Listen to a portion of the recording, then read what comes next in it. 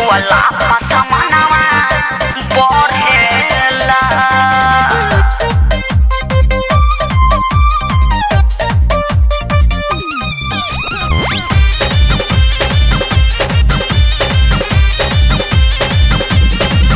जान मिले अब कुछ ना करब, जब कहबू तबे हाथ धरब।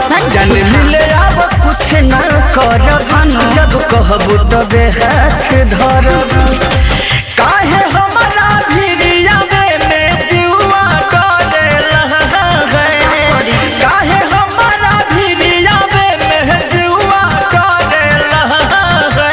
अरे ना दादा ना, काहे सुन ले बानी जब सोरह के उमेरिया चढ़ेला, छुअला पसमनवा बढ़ेला। सुन ले बानी जब सोरह के उमेरिया चढ़ेला, छुअला पसमनवा बढ़ेला। का भाई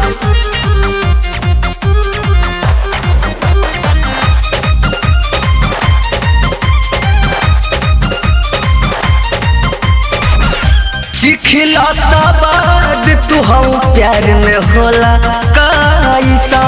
नाया दादा जान बुझ के गलती करब नयो ये सन। अरे बहुत प्रॉब्लम होला।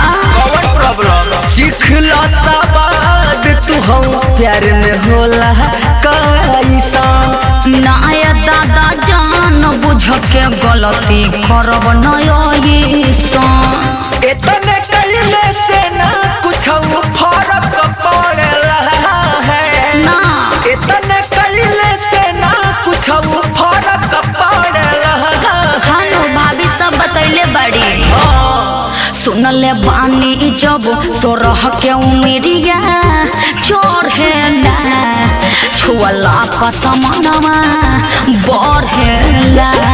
सुन ले बानी जब सोरह के उमेरिया चढ़ेला, छुअला पसमनवा बढ़ेला।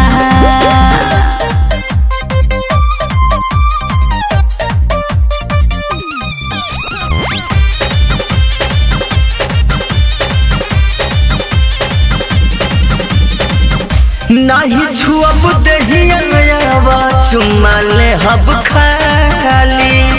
हम क्या भूलिया वो जानी हरेंद्र हरियाली। बात में मत फुसलाइए। हाँ, नहीं छुअब दहिया चुम्मा ले हब खाली। हम क्या भूलिया वो जानी हरेंद्र हरियाली। दिल से उपेंद्र तोहसे प्यार करेला है। हम ना करो। दिल से विवेकबो तोहसे प्यार करेला है। ओह, हम नहीं ना कर सकते हैं। काहे हो? सुन ले बानी जब सोरह के उमेरिया चढ़ेला, छुअला पसमनवा बढ़ेला।